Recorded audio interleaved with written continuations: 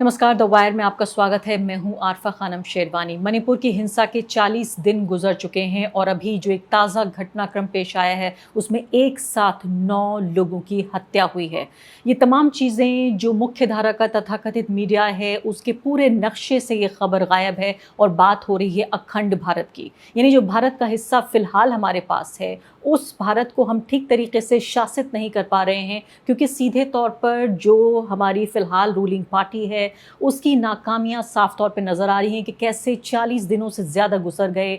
एक पूरा राज्य एक तरह से गृह युद्ध जैसे हालात से गुजर रहा है, लेकिन उसके बावजूद अगर पूरी बहस आप ये देखें, राष्ट्रवाद के इर्द गिर्द अखंड भारत की बहस हो रही है कि कैसे हम अफगानिस्तान, पाकिस्तान, बांग्लादेश और न जाने किन किन देशों को हम साथ मिलाकर एक और ज़्यादा बड़ा देश बना सकते हैं, जबकि खुद अपने ही देश में एक समुदाय, एक राज्य का एक समुदाय ये मांग कर रहा है कि अलग से उसको एडमिनिस्ट्रेशन यानी अलग से उसको शासन चाहिए। ये सब मांगे हो रही हैं। तो ये घटनाक्रम पेश आया है रात को 10:30 बजे। पुलिस के मुताबिक जो सुपरिंटेंडेंट ऑफ पुलिस हैं वो बता रहे हैं इम्फाल ईस्ट के, और ये अब तक की सबसे बड़ी एक ही घटना में इतने लोगों के मारे जाने की ये सबसे बड़ी घटना है, जहाँ एक साथ 9 लोग मारे गए। पुलिस के मुताबिक ये मैतेई समुदाय से संबंध रखने वाले लोग हैं। मैतेई और कुकी ये 2 ऐसे समुदाय हैं जो आपस में इनकी भिड़ंत हो रही है, और दोनों ही ऐसा लगता है कि जो स्थानीय वहाँ प्रशासन है उसके ऊपर विश्वास नहीं कर रहा है और इसीलिए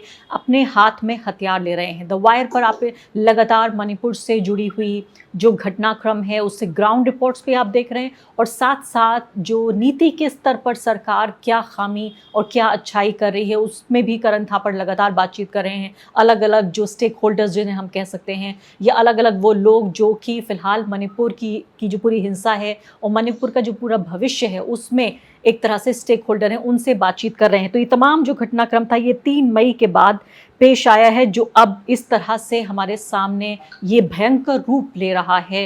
खुद गृह मंत्री अमित शाह जो कि 1 महीना गुजर जाने के बाद वहां पर पहुंचे मणिपुर, उनके गुजर जाने के बाद बताया गया कि सब कुछ ठीक हो जाएगा। ठीक कुछ नहीं हुआ, सिर्फ हेडलाइन ठीक करने की कोशिश की और अब ये इतनी बड़ी घटना पेश आ रही है। 100 से ज़्यादा लोग मारे जा चुके हैं, बताया जा रहा है 300 से ज़्यादा रिलीफ कैंप्स हैं। इसके अलावा हज़ारों की तादाद में 50,000 से ज़्यादा लोग बेघर हैं। दोनों समुदाय के घर, दोनों अलग अलग जो लोग हैं वो जला रहे हैं। अभी क्या सूरत हाल है ये जानने की कोशिश करते हैं। 2 मेरे साथ हमारे रिपोर्टर्स मौजूद हैं, याकूत अली मौजूद हैं और बनजोत कौर। ये दोनों लोग मणिपुर में 1 हफ्ते से ज़्यादा गुजार के आए हैं और ग्राउंड रिपोर्ट्स आप इनकी ज़रूर देखिए, जो कमेंट सेक्शन में आपको इनके लिंक्स मिलेंगे। सबसे पहले बनजोत, मैं आपसे समझना चाहती हूँ कि ये जो घटनाक्रम कल रात का पेश आया है 10:30 बजे, जहाँ बताया जा रहा है स्थानीय पुलिस के मुताबिक कि 9 लोग एक साथ मारे गए हैं और कुछ जख्मी भी हैं, इसका मतलब ये हुआ कि तादाद बढ़ सकती है मरने वाले लोगों की। आपको क्या जानकारी मिल रही है? देखिए, ये वायलेंस बीच में कुछ दिन के लिए थमा था या थोड़ा कम हुआ था। आपको ध्यान होगा इधर कुछ 2 रोज पहले जो वहाँ सिक्योरिटी एडवाइजर भेजे गए हैं सेंटर के द्वारा, उनका ये बयान आया कि पिछले 48 घंटों में, जिस दिन उनका ये बयान आया कि कोई हिंसा नहीं हुई। पर परसों भी हमने हिंसा देखी जिसमें कुकी समुदाय के लोगों की जान गई और कल मैती समुदाय के लोगों की जान गई। ये इतना आसान नहीं है हिंसा को थामना। देखिए, हमें ये समझना पड़ेगा कि हिंसा के पीछे एक माइंडसेट है, और उस माइंडसेट को क्या आप कैसे रातों रात बदलेंगे? आप ये कैसे कहेंगे कि नॉर्मलसी आ गई? हालात वहाँ ये थे आपका कि हमें अगर किसी कुकी डोमिनेटेड एरिया में ट्रैवल करना होता था तो हम ये सोच भी नहीं सकते थे कि जो ड्राइवर हमारी गाड़ी चला रहे हैं वो मैती समुदाय के होंगे, क्योंकि मैती समुदाय का एक आदमी कुकी समुदाय द्वारा डोमिनेटेड एरिया में जा ही नहीं सकता। वाइस वर्सा भी ट्रू था। आप उस ड्राइवर को कितने भी पैसे दे दे, कुछ भी दे दे, वो नहीं जाएंगे। कुल मिला के मेरा ये कहना है कि अगर एकदम इसे थोड़ा ओवर सिंप्लीफाई करके कहें कि वो एक इंडिया पाकिस्तान जैसी सिचुएशन बन चुकी है। बॉर्डर्स 2 बन चुके हैं जहाँ पे कुकी समुदाय का आदमी मैती समुदाय के एरिया में नहीं जाएगा और मैती समुदाय का आदमी कुकी समुदाय के एरिया में नहीं जाएगा। बजाते वहाँ पे बॉर्डर्स लगा दिए गए, एक तरह की वहाँ पे ब्लॉकेज लगा दिए गए। तो अब जब इस हद तक लोगों के मन में ये दुराव आ चुका है, तो मुझे नहीं लगता है कि बहुत जल्दी ये हिंसा समाप्त होगी जब तक कि केंद्र सरकार और राज्य सरकार और बाकी तमाम एजेंसियां बैठ के इसमें अपना इसको ध्यान से सोचें। या खुद मुझे याद है कि जब वहाँ मणिपुर में आप मौजूद थे, अमित शाह वहाँ पर पहुँचे और बताया जा रहा था कि तमाम तरह से उम्मीदें इस पर पूरे तरीके से टिक गई थी कि अब देश के गृह मंत्री वहाँ पहुँच गए हैं, सब कुछ ठीक हो जाएगा। लेकिन उसके बराबर बाद हम हालात देख रहे हैं, लगातार बिगड़ते जा रहे हैं। आपकी रिपोर्ट में मैं देख रही थी जो काली टी शर्ट पहने हुए जो लोग हैं, उनका आपने जिक्र किया कि ये लोग, आपने कहा कि भाजपा समर्थित या कहें सरकार समर्थित हैं और उनके पास हथियार हैं। वो हथियार जिनमें आपने पूछा उस वीडियो में कि उनके पास लाइसेंस है या नहीं, कोई भी बहुत संतोषजनक जवाब नहीं दे पाए। तो क्या ये जो आरोप लग रहा है कि मैतेई समुदाय को वहाँ की जो बीरेन सिंह सरकार है या भाजपा है वो समर्थन दे रही है, इसमें कोई दम है?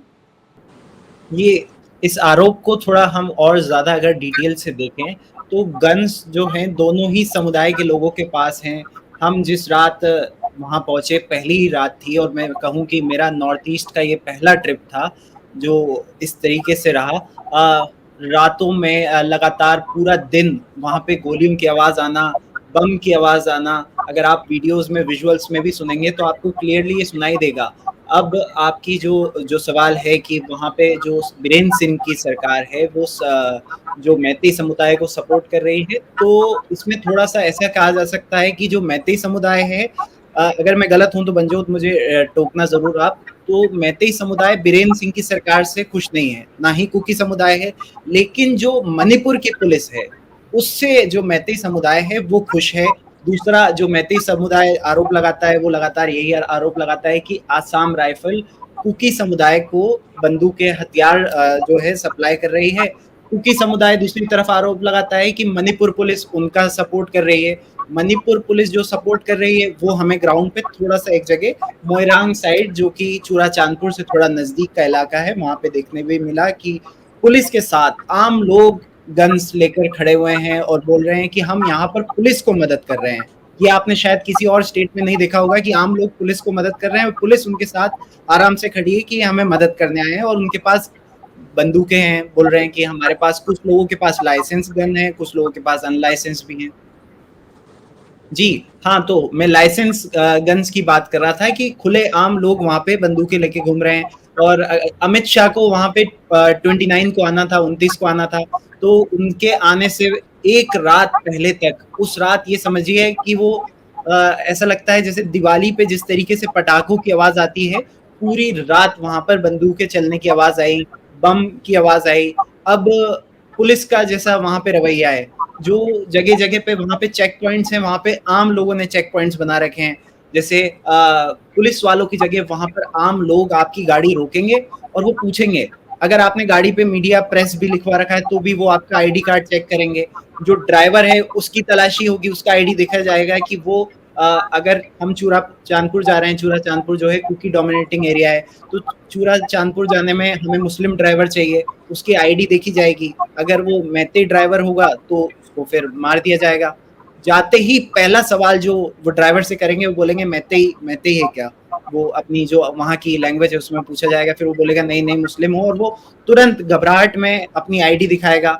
दूसरा एक और चीज़ वहाँ पे मुझे देखने मिली, जो कुकीज़ के जो इम्फाल में घर हैं वो जला दिए गए, चूड़ाचांदपुर में मैतेईस के घर जला दिए गए, जो मुस्लिम समुदाय के घर हैं जिन्हें वहाँ पे मैतेई पंगाल बोला जाता है, उन्होंने अपने घरों को मार्क कर रखा है मैतेई पंगाल या फिर मुस्लिम का घर, ताकि उनके घर नहीं जलाए जाएं। ऐसी सिचुएशन अभी वहाँ पे है। जी हाँ, मंजूत, इसके अलावा मैं देख रही हूँ कि लोकल एडमिनिस्ट्रेशन ने वहाँ कर्फ्यू का जो पूरा एक पीरियड था उसको भी घटा दिया है। पहले सुबह से 5 बजे से लेकर शाम 6 बजे तक था और अब बताया जा रहा है कि ईस्ट जो ये इम्फाल ईस्ट डिस्ट्रिक्ट है उस प्रशासन ने अब सिर्फ सुबह 5 बजे से 9 बजे तक सिर्फ 4 घंटे वहाँ कर्फ्यू खोला है। ये जो मियाद बढ़ाई है, मैं कर्फ्यू खोलने का जिक्र कर रही हूँ, कर्फ्यू खोला है।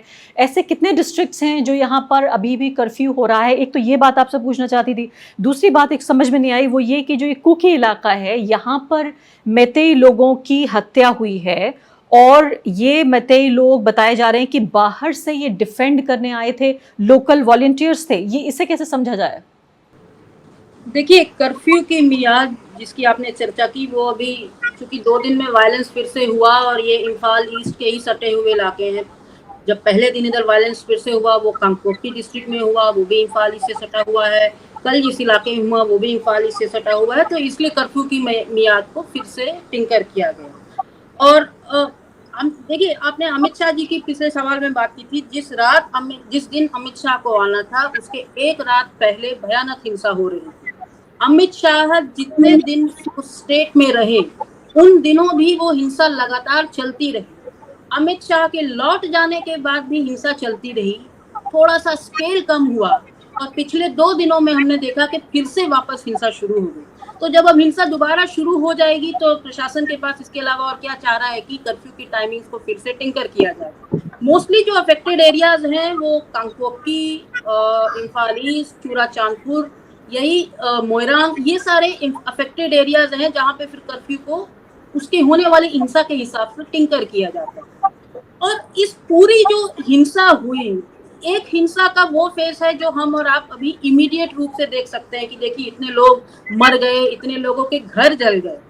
पर जब आप उन रिलीफ कैंप्स में जाएंगे, अभी करीब सरकारी बयान के अनुसार ही करीब 350 रिलीफ कैंप्स हैं जिसमें 50,000 से ज्यादा लोग हैं, कुकी और मैती समुदाय मिला के। उन रिलीफ कैंप्स में जब आप लोगों से बैठ के उनकी कहानियां सुनेंगे तब हमें समझ में आता है कि ये वायलेंस सिर्फ लोगों का मरना या उनके घरों का जल जाना नहीं। अगर आपसे कोई ये बात कहे कैंप में कि देखिए मेरी दुकान जल गई, जिस स्कूल में मैं पढ़ाता था वो स्कूल जल गया, मेरा घर जल गया, और ये सब रातों रात हुआ। मेरे 3 बच्चे हैं, एक बैंगलोर में पढ़ रहा है, एक इम्फाल में पढ़ रहा है, एक गांव में पढ़ रहा है। अब मैं एक फेल्ड पिता हूँ क्योंकि मैं अब इन तीनों को नहीं पढ़ा सकता, और वो 55-56 साल का आदमी अपनी ये बात कहते कहते 5 साल के बच्चे की तरह रोने लगे। तो आप समझिए कि आप किस नॉर्मलसी लाने की बात कर रहे हैं। इनके लिए नॉर्मलसी की क्या परिभाषा होगी जिनके सर से छत उजड़ गई रातों रात और किसी भी तरह का कमाने का कोई जरिया नहीं बचा, जो कि एक रेस्पेक्टफुल लाइफ आज से 1 महीने पहले जी रहे। अगर कोई आपसे ये कहे कि मेरी ये डायबिटीज और हाइपरटेंशन की दवाइयां मात्र 10 दिन के लिए बची हैं, मेरे जीने का जरिया एक वीविंग मशीन थी जो मेरे घर के साथ जल गई, और अब मेरे पास मात्र ये एक जोड़ी कपड़ा है, इसके बाद दवाइयों खाने किसी के लिए पैसे नहीं है, तो आप उसे नॉर्मलसी की क्या परिभाषा समझें? तो उन्हें अब अपना प्रेजेंट और फ्यूचर सब बर्बाद होता हुआ दिख रहा है। केंद्र सरकार ने एक पैकेज की घोषणा की है करीब 101 करोड़ रुपए की, ये भी कहा है कि रिहैबिलिटेट करेंगे, पर वो रिहैबिलिटेशन कैसे होगा अभी तो जी हाँ।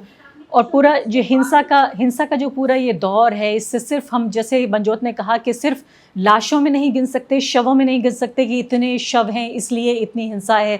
जो ये हिंसा हो रही है बाकी आम लोगों पे, छोटे बच्चों पे, और वो लोग जो रिलीफ कैंप्स में जी रहे हैं, रह रहे हैं। मैं देख रही थी याकूत की रिपोर्ट में, बनजोत ने भी लिखी है रिपोर्ट, लेकिन याकूत ने बाकायदा वीडियो से दिखाई हैं आपके सामने कि लोग रो रहे हैं। मतलब मैं कहूँगी ग्रोन अप लोग, अडल्ट, वयस्क लोग, और वो भी पुरुष। उसमें भारतीय, आप जानते हैं संस्कृति में कितना अजीब माना जाता है, शर्मिंदा किया जाता है उन पुरुषों को जो रोने लगते हैं, लेकिन कितने असहाय और बेसहारा ये लोग नजर आ रहे हैं। इस सब के बावजूद आप ये देखिए कि भारत में, यहाँ भारत के एक राज्य में महापंचायत होने वाली है अब से कुछ ही घंटे में उत्तराखंड में, कि मुस्लिम दुकानदारों को उखाड़ फेंकेंगे यहाँ से। मध्य प्रदेश में गंगा जमनी स्कूल है जिसको सरकारी बुलडोजर ढा रहा है। कोई ये बता रहा है कि इस पूरे अखंड भारत के ये दावे, सपने और वादे इरादों में ये मणिपुर भी भारत का एक हिस्सा है, भारत का एक अंग है, और वहाँ क्या कुछ हो रहा है।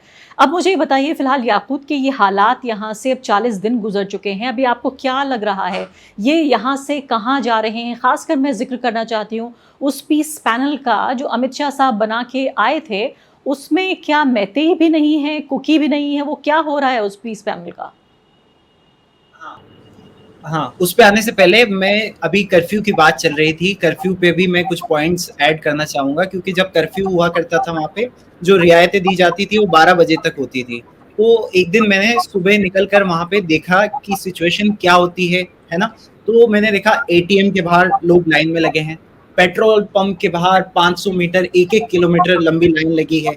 जो आदमी पेट्रोल भराने जाएगा उसको पेट्रोल मिलेगा सिर्फ 500 से 1000 रुपए का।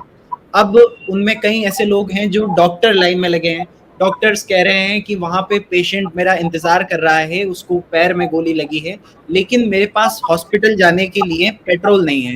ना डॉक्टर्स को प्रायोरिटी पे वहाँ पे पेट्रोल मिल रहा है, दूसरी तरफ राशन के लिए लोग लाइन में लग रहे हैं।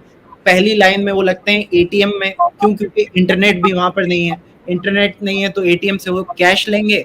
दूसरी तरफ जब किसी आधे लोगों का नंबर आएगा, सुबह 5 बजे से लोग लाइन में लगना शुरू करते हैं, आधे लोग ऐसे ही खाली हाथ फिर दूसरी एटीएम की तरफ बढ़ेंगे लाइन में लगने के लिए, फिर उसके बाद वो पेट्रोल की लाइन में लगेंगे, फिर उसके बाद वो अपना काम कर पाएंगे।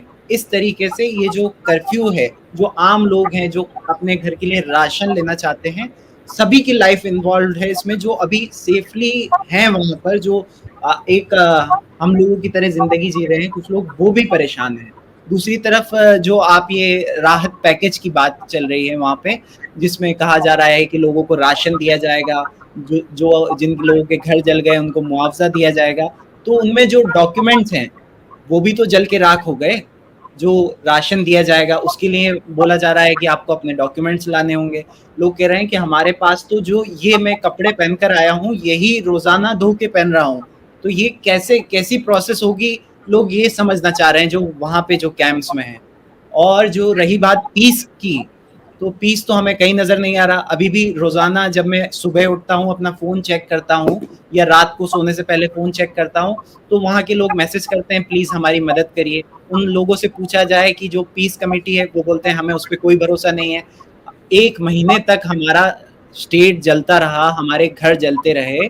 जो अमित शाह जी हैं वो 3 दिन में आकर चले गए, और इतनी आसानी से मतलब मुझे तो नहीं लगता कि चीज़ें संभल पाएँगी। अमित शाह के जाने के बाद आप देखते हैं कि हेमंत बिस्वा शर्मा भी वहाँ पे जा रहे हैं। अगर सिचुएशन नॉर्मल होती तो शायद उन्हें जाना नहीं पड़ता।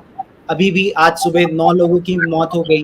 अभी मेरी एक से फ़ोन पे बात हो रही थी, वो बोल रहे थे कि शायद जिन लोगों को मारा गया है उनके पहले हाथ काटे गए हैं। उन्होंने कहा कि थोड़ी देर में वो कोशिश करेंगे अगर वो परिवार से बात करा पाएँ तो। मंजूत, आपसे आखिरी सवाल की जो ये कह रहे हैं कुकी समुदाय के लोग कि उन्हें सेपरेट एडमिनिस्ट्रेशन चाहिए, क्या मतलब है इस बात का? क्या ये कोई ऐसी चीज़ है जिस पर एक कोई समझौता बन सकता है जिससे इस हिंसा का अंत हो? देखिए, कुकी समुदाय के लोगों का कहना है कि बीरेन सिंह सरकार से हमारा भरोसा पूरी तरीके से उठ चुका है। तो हम अब इस मणिपुर स्टेट में नहीं रहना चाहते। हमारा एक अलग यूटी कर दीजिए, चाहे स्टेट बना दीजिए, पर हमें अलग से एक एडमिनिस्ट्रेशन चाहिए। और इसके जगह जगह पे उन्होंने बजाते पोस्टर्स लगा रखे हैं, बड़े बड़े बैनर्स लगा रखे हैं नेशनल हाईवे पर। जब हम मैती समुदाय के लोगों से पूछते हैं कि देखिए क्या आपको इस पूरी हिंसा का हल ये दिखता है कि आप उन्हें एक सेपरेट स्टेट बनने दे दें, वो कहते हैं बिल्कुल नहीं। वो कहते हैं कि सरकार ने अगर ऐसे किसी कदम के बारे सोचा भी कि कुकीज के लिए एक अलग स्टेट बना दी जाए तो फिर हम एक सिविल वार छेड़ देंगे। तो मैतीज बिल्कुल तैयार नहीं है कि उन्हें एक अलग सेपरेट स्टेट, और ये ऐसे नहीं कि सिर्फ स्टेटमेंट्स में कहा जा रहा है। इस बात को कहने के लिए मैती महिलाओं ने जगह जगह पर बड़ी बड़ी प्रोटेस्ट साइट्स बना रखी हैं, और उस एक एक साइट पर 300, 400, 500 महिलाएं बैठी हैं। जैसे ही आप उतर के उनसे बात करने जाएंगे वो जोर जोर से नारे लगाने लगेंगे, और उनकी एक ही डिमांड है कि आप कुकीज को अलग स्टेट नहीं देंगे और आप एक एनआरसी करा दीजिए। तो अब एक पार्टी अड़ी हुई है कि हमें अलग स्टेट चाहिए है, और दूसरी कहती है आप जैसे ही अलग स्टेट दे देंगे हम सिविल वार छेड़ देंगे। अब इस बीच कोई भी सरकार, केंद्र सरकार या राज्य सरकार एक बीच का रास्ता निकाले कि कैसे, ये तो वही समझ सकते हैं, पर ये अभी एक मुश्किल। हम हालात पर नज़र बनाए रखेंगे। हमारे दोनों रिपोर्टर्स लगातार संपर्क में हैं वहाँ जो स्थानीय जो सोर्सेज हैं, लोकल सोर्सेज, उनके ज़रिए, और अगर दोबारा ऐसे हालात बने तो वापस जाके फिर आपको ग्राउंड रिपोर्ट्स दिखाएंगे। लेकिन आखिर में एक बार फिर मैं अनुरोध आपसे करूँगी कि कमेंट सेक्शन में जो लिंक्स हम आपको दे रहे हैं याकूत और बनजोत की रिपोर्ट का, उनको ज़रूर देखिए उन हालात को समझने के लिए जिनको पूरा का पूरा मीडिया, दरबारी मीडिया लगा हुआ है कि ये खबर आप तक ना पहुंच पाए जो वायर आपको दिखा रहा है। शुक्रिया आप दोनों का। द वायर के और वीडियोस देखने के लिए सब्सक्राइब करें और बेल आइकन पर क्लिक करें। स्वतंत्र पत्रकारिता की आर्थिक मदद करने के लिए डिस्क्रिप्शन में दिए गए लिंक पर जाएं और अपनी राशि चुनें।